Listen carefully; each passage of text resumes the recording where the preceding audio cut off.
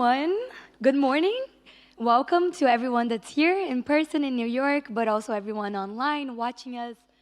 Huge welcome to the first session of the Unlock the Future of Learning Festival, starting with a topic that's near and dear to my heart and I believe to all of us, which is climate education. So let me just start by introducing myself. My name is Renata Coke Alvarenga. I'm a gender and climate justice advocate from Brazil, also part of Transformative Education and founder of Empodera Clima.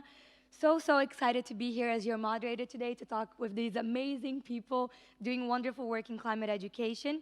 And just a big thank you to our partners for this event, Restless Development and Plan International.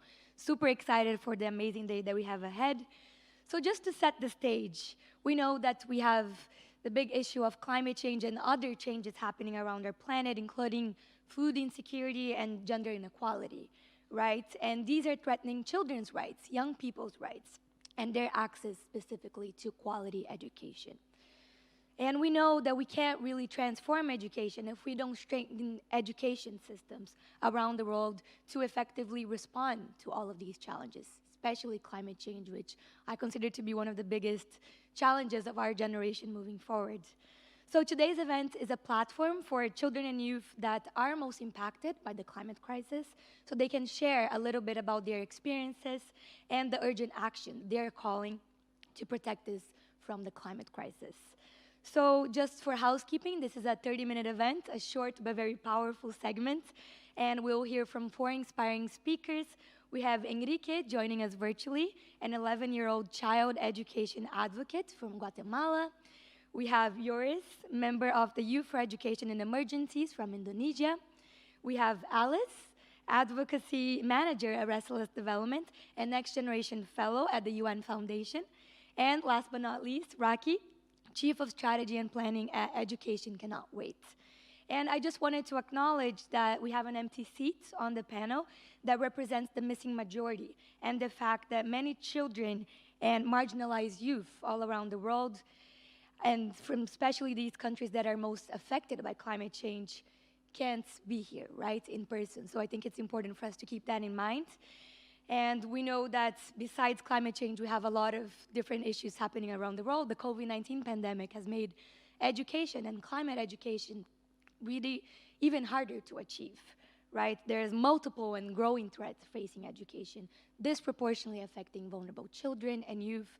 So this is just for some scene setting for all of the great discussion that we're gonna have here today. So let's get it started. I'd like to first introduce a video from our first speaker, Enrique. So just to introduce Enrique a little bit, we know that children and young people, as I mentioned, have the biggest burden of the climate crisis.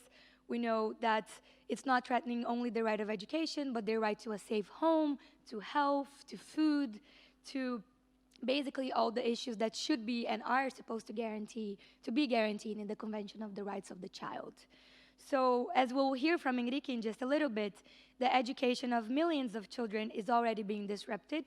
And Enrique has been doing amazing work as an 11-year-old child advocate that's focusing on equal opportunities and access to quality education from Guatemala. So from a very young age, he's been interested in mitigating climate change and promoting eco-friendly practices, such as sowing vegetables and fruits for local consumption. And he's also very active in the Regional Advisory Group, which is an advisory body to Save the Children's Regional Office in Latin America. So let's hear from Enrique from the screen.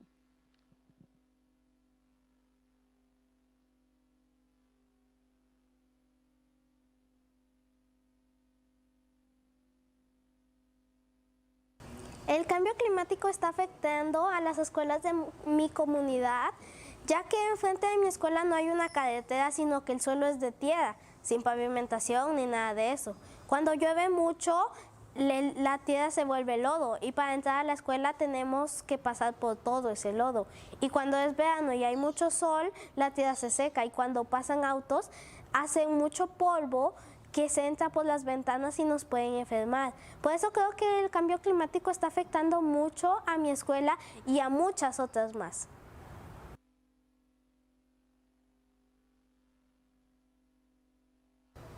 El cambio climático climático está afectando mucho al acceso a las escuelas, ya que muchas escuelas han sido destruidas o han tenido que cerrar en respuesta a incendios, calor extremo, inundaciones. Y muchos puentes, carreteras o caminos han sido destruidos y muchos más desastres naturales, que son cada vez más frecuentes.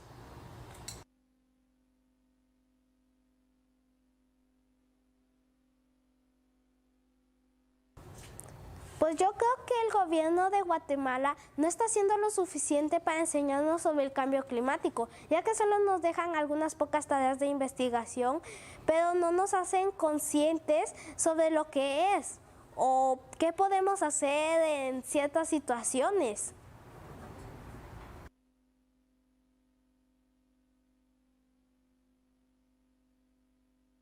Let's clap for Enrique. I think Enrique's statement really powerfully illustrates the lived experiences of children in relation to climate disasters and how that affects the most basic right that children can have, which is education, right? So with that, let's move on to our next panelists, Yoris and Alice, to share a little bit of their experience when it comes to climate change and other crises and how that's affected their education and of their peers. So Yoris, let's start with you. We know that climate change is increasing the frequency and the extreme climate events all around the world. And I was very sorry to hear that your community was impacted by the Serojac cyclone in 2021.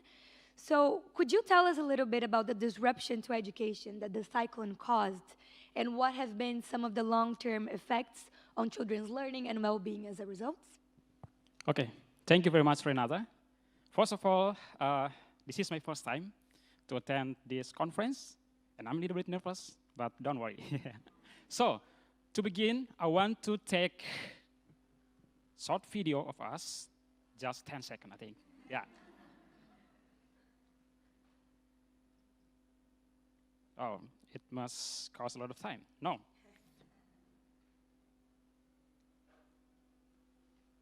Hi, everyone. Nice to meet you all. So, what I'm doing this because I think we are the young leaders who lead this event. So thank you very much, Renata. So let me begin by telling a little bit story from my experience. So I live in Lembata, from East Nusa Tenggara Province, the eastern part of southern Indonesia. So we are underdeveloped region in Indonesia, and we have faced a lot of disaster by natural hazard, and of course, COVID-19 pandemic in 2020, in March, early March 2020. So, we face multiple disasters by natural hazard and the COVID-19. And we are, the school were closed and the learning from home was then implemented. The teachers are very difficult to provide a good quality education to the children because we have limited access of learning spaces because every children are in refugee camps in Lembata. So in April 2021, there is a Seroja cyclone. So this is a tropical cyclone. It is very, very hard to children to educate themselves and teacher to educate the children because it is an anomaly. Because came first time. So this is the impact of the climate justice, you know. The climate justice has real in Indonesia right now. Because we are faced by the cyclone of Seroja in East Nusa Tenggara Province. So there is a little bit story for me and my experience. I come and visit the refugee camps, and I find a lot of children doesn't have a good quality access because they are studying in a common post, and they are late to coming to school because they have no access to water and sanitation, and they have a lot of crisis situation in their home base, basically in the refugee camps. So a lot of disasters came in Indonesia on 10 years until now because we have faced Lombok earthquake in April, in 2018, and Palu, Donggala, and Sigi landslide and earthquake in 2018, and of course, the Seroja cyclone in East Nusa Tenggara province, and a lot of disasters like floods, landslide, and of course, the volcano eruption, because Indonesia is located in the ring of fire. So basically, the earthquake is coming from tectonic plates and, of course, the volcano eruption. So there is a simple story for me, and back to you, Renata. Thank you so much, Yoris. I think you bring a lot of those lived experiences about Indonesia, and it brings perspective, right, about why we're here, why we need to talk about this now. So, Alice, moving on to you. In your work at Restless Development, what are the disruptions to the education systems by climate change that you're seeing, and who are the children and youth being left behind? And if you could also tell us about the Missing Majority campaign a little bit more, that would be great. Thank you so much, Renata. And today I would like to share the story of Peace, one of the young people that I've met recently.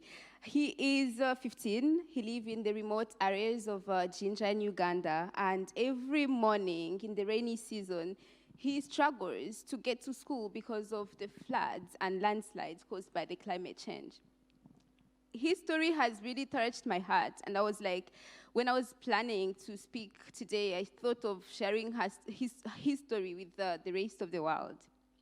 As Renata said, the empty seats really represents the missing majority, young people like Peace, who are not here in the room, but we really want to let the world know that they matters, we see them, and their voices need to be heard.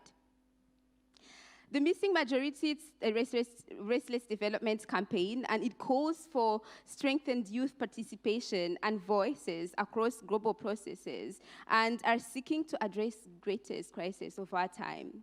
And myself, representing the missing majority, I believe that everyone should have the right to a decent education that really recognize the education and implement as well the climate crisis in place as well.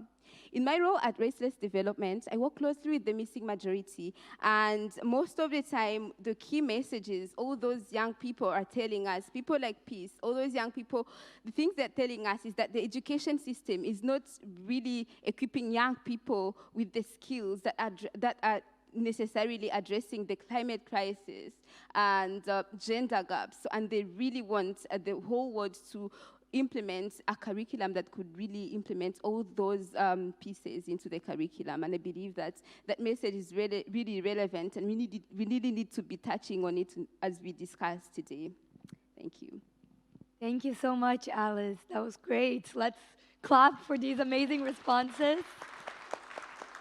No, this is super inspiring. I think sharing your experiences from, again, a lived experience perspective or a young person's perspective really adds a lot of value to why we need, right, children and youth to have capacity building in the education system and to be able to respond to the climate crisis. So still staying with you a little bit more, I wanted to know about your vision of quality gender transformative education to advance climate justice and the call to actions of your both respective networks that you would like to share with decision makers here watching today and in this big high-level week of the General Assembly at the UN. So, Yoris, let's start with you. As a member of the Youth for Education and Emergencies panel, you have been raising awareness, right, to a lot of these barriers in emergency situations. So, following the Transforming Education Summit, which ends today, what do you want world leaders to do? So, thank you, Renata. First of all, I work and join with Youth for Education in Emergencies, which is basically a project running by Education Cannot Wait, Plan International UK, and in partnership with 8 countries where a plan interferes, which are Indonesia, Mali, Malawi, Zimbabwe, Ecuador, Lebanon, UK, and the US. So we are running a lot of projects from this year, starting from January 2022, and we are have regular meetings every single month, and we are already interviewing a number of stakeholders, including the Ministry of Education, the private sector company, and the civil society organization, and we are take a lot of work on research, desk review about the response that civil society organizations provide in in a lot of, report.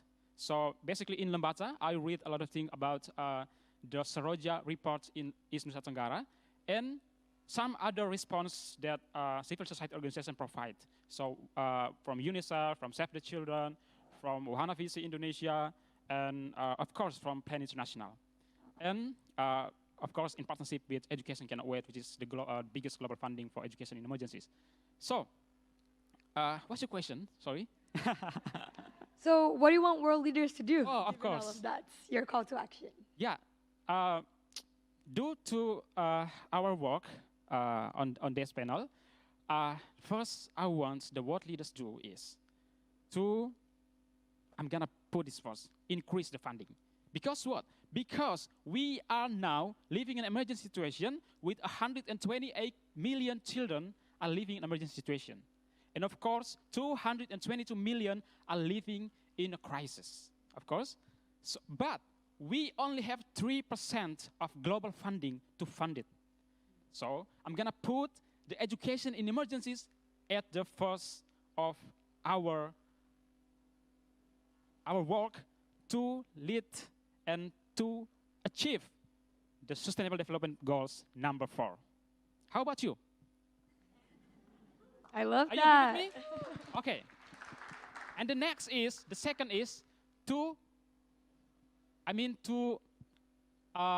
set the national guidance. Set the national guidance from local, regional, national, and global strategy and partnership to work together. And of course, the third is to, care with women and girls. Because when women and girls, when we can provide a good quality education for women and girls, the boys can access it. Because women and girls are very vulnerable people to access. Another group, vulnerable people beside the women and girls are children with disabilities, from the minority groups, and of course, LGBTQI and some other vulnerable. So that's all my 3 call to action to the world leaders. And I hope we all on this stage and on this room, on these meetings, on who are watching by the live streaming and all over the world, and the young leaders and the governments, the stakeholders, we can work together to achieve that 3 call to action for me. Thank you very much. Thank you. And on that note about the most marginalized group and the role of women and girls as well in education, Alice, I wanted to ask you, how can we make gender transformative education to advance climate justice a reality for young people? That's a good one, Renata, and I was extremely happy last couple of days when I attended the Transforming Education Summits, looking the Youth Declaration being launched, and even the new Rewiring Education for People and Planets are reports launched by Dubai Cares and Education Commission. It was really wonderful to hear most of these big call to action addressing gender transformative and then climate. So I was really impressed, and thanks for asking that question, because it's really in line with what we've been discussing a couple of days ago. And my 2 key calls to action, really. Number 1 is to encourage education systems that promote holistic learning by breaking down the silos, really, between the learning about climate and climate change and gender equality. And then lastly, I just want to give the 2, because I know that we're running out of time. I know this one can really sound cliche, but no action without us, young people. And we need to ensure that young people have seats at the table in designing of gender transformative climate education programs and policies to close the gender and climate gap. Yeah, thanks. Thank you. And yes, unfortunately, it's a quick, powerful session, so we do have to move on, but we could listen to these amazing call to actions all day, at least for me. So, Raki, let's move on to you next. We have heard just now these powerful testimonies from our speakers about the multiple threats facing the education systems. So from you, I would like to hear, how does Education Cannot Wait new 4-year strategy respond to a world of more extreme climate events, growing displacement, and unprecedented food insecurity? Thanks, Renata. So yes, our strategy, which launches tomorrow, I think is coming at an exceptional time. And we've said very clearly in it that the world is in crisis. And I think for us at ECW, it was about understanding what is the combined effect of the climate crisis, COVID, food insecurity, a hugely underfunded education and emergency sector. What is that impact on the most vulnerable children and adolescents globally? And actually, Joris mentioned the figure of 222 million children, and that's a result of groundbreaking research that we've done at ECW. 222 million crisis-affected children are in need of educational support. Of that number, 120 million are in school, but they're not achieving even minimum proficiency in maths or literacy, and nearly 80 million out of school. And so for us, our plan is trying to respond to that reality, that sobering reality, in a bold way, an ambitious way. We've put what we call results for children and adolescents at the heart of the strategy, and it's about improving learning access, so access to safe and inclusive learning environments, but also it's about holistic learning outcomes, which is what Alice also mentioned. So academic learning, but social, emotional, and physical health. And we aim, in terms of financing, we aim to raise at least 1.5 billion to reach 20 million children and adolescents directly, as well as really improve the system. And in addition to all of that, there's so much in the strategy to summarize, but there's a few key areas where we're raising our ambition: climate, gender transformative approaches, funding through local actors, and really new analysis on global financing flows to the EIE sector. That's amazing to hear, and a great segue of, what are the big organizations and decision makers committing themselves to do. So this is wonderful news. And if you could tell us about how you went about understanding the issues that matter the most to crisis-affected children, and how you went about developing the strategy both with and for them, that would be great. Sure. So I think Education Cannot Wait is the first and only UN global multilateral fund that actually has a democratically elected youth representative on its two governance committees. So it's part of our DNA. So about 2 years ago, we invited 80 youth-led organizations across 7 continents to elect a youth rep to be part of our governance structure. And that youth representative is supported by this youth subcommittee. And that subcommittee has a really diverse set of voices, including, I think, representatives from 100 student unions across 100 countries. So that huge base of youth voice has been infusing the development of the plan. And we've also funded, as Joris talked about, the Youth for EIE campaign, where we have these amazing young people full of great ideas mobilizing at a national level, as we heard from Joris in Indonesia, but also at a global level, influencing, for example, the Youth Declaration that was recently launched at TESS. That's amazing. And I think it attests to the fact that we need young people in the decision-making spaces too, right? Not just as mere recipients of the policies and actions. So this is wonderful. And, as you mentioned, we've heard from both Joris and Alice today, and Enrique, of course, about what needs to be done. I think the message is here. It's loud and clear. So how is ECW responding to these concerns and recommendations shared today? I think you've mentioned that a little bit, but what's next, I would say? And the commitment to climate and school safety moving forward, given all of these concerning numbers about children not in school and how the climate crisis has affected them. Sure, let me give you some concrete examples on climate and safety. Before I do that, let me just give you a very, very quick flavor of how we work at ECW. So we have some mantras, one of which is to act with the fierce urgency of now. One is to cut red tape and bureaucracy. Another is to work with humanitarian speed but achieve development depth. And then finally, it's to be what our executive director, Yasmin Sharif, calls unapologetically impatient. So we bring that energy and urgency, I think, to the work we're doing on climate. So I think of, for example, our 2019 response to the unprecedented tropical cyclone Idai, where we provided at least $15 million, and we reached at least 750,000 children, including Leonora and Olga in the photo behind me, who were in Mozambique, and you can see that their school was very badly damaged. It's similar to what Enrique was talking about. It's really important to provide continuity of education in these contexts. I also think of this month and what we're seeing in Pakistan. Over 20,000 schools have been damaged or destroyed, and we intend to provide at least 5 million to reach 80,000 young people with safe and inclusive continued learning access. And as well as that programming in country, I think what's important is also the global policy. And so last week, we were very proud to sign up publicly to the Comprehensive School Safety Framework, which I think is the guiding document for the sector on climate and education. And we're happy to be a signatory to its, commitments on school safety, risk and resilience, education continuity, and we'll be delivering that at a global level with new policy and advocacy and research, but also at a country level through our investments.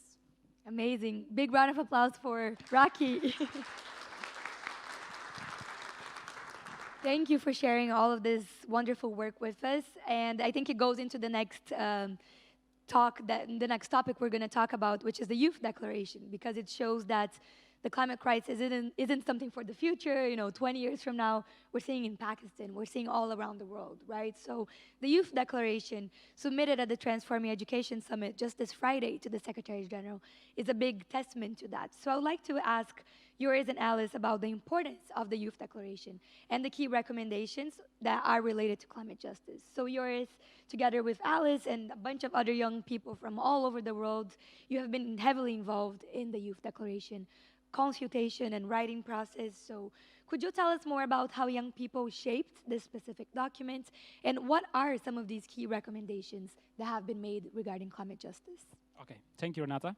So first of all, I do want to thanks very much to Education Cannot Wait in partnership with Plan and some other partners, because from this, I can participate on this event and bring the voices of 1,000 children from my region, from my country, and of course from a lot of people that I meet. Of course, we have finished the declaration, the Youth Declaration from this Transforming Education Summit, and I have joined the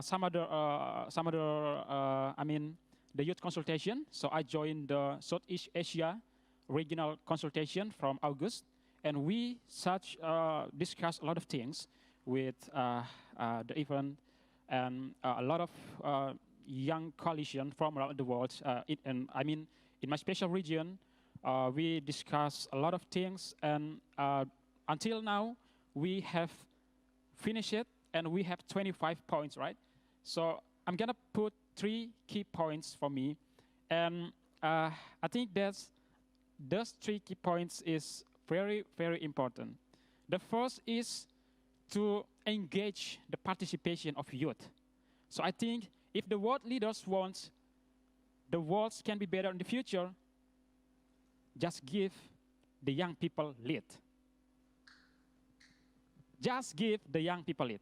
And the second is, I think that we must to engage people with, a group of people faced by vulnerability people, like women and girls, like children with disabilities. And third is to promote a gender transformative education as a perspective, as a new perspective, to find out more and to find out a lot of problems of our education. Because if we put the gender transformative education at the first, we can find a lot of problems of our education system. So that is my 3 points, and I hope the world leaders, all of the young people all over the world, we can put it together, and we can get a good quality education for the future, and we can achieve the SDG number 4 for good quality education for the world. Thank you very much. Thanks so much, Joris. I know we're almost out of time. The clock's still showing me 4 minutes, so we'll make the best of it. Alice, so now I want to hear from you. What would be your call to action for decision makers to ensure, especially as we discussed the missing majority represented by the chair here today, that those most affected by climate change can have better access to quality gender transformative education?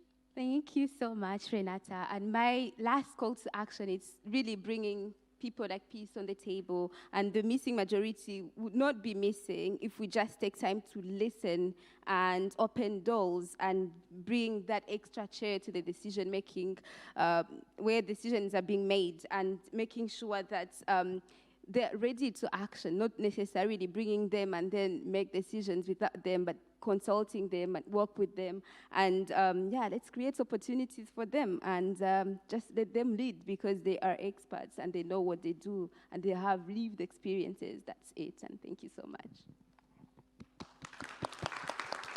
Thank you. Thank you so much, Alice. And I guess we're now at the end of our panel already. It seemed super quick to me, but I hope it was as powerful and amazing to you as it was to me and to all of us here. I'm so thankful that we started off this Unlock the Future of Learning Festival talking about climate education, having such an inspiring dialogue with these powerful people working on this. So thank you all to your brilliant panelists to be here in person in New York today, and to Irinki joining us from Guatemala, and for all of you watching both here and at home. And just to give some perspective, today is the last day of the Transforming Education Summit, but the first day of the Climate Action Week in New York. So let's make sure that the intersection between climate action and quality education is prioritized throughout this whole week and beyond, right? So it was a pleasure to be your moderator. I wish you a great day of exciting discussions and hope to see you soon. Thank you so much. Thank you.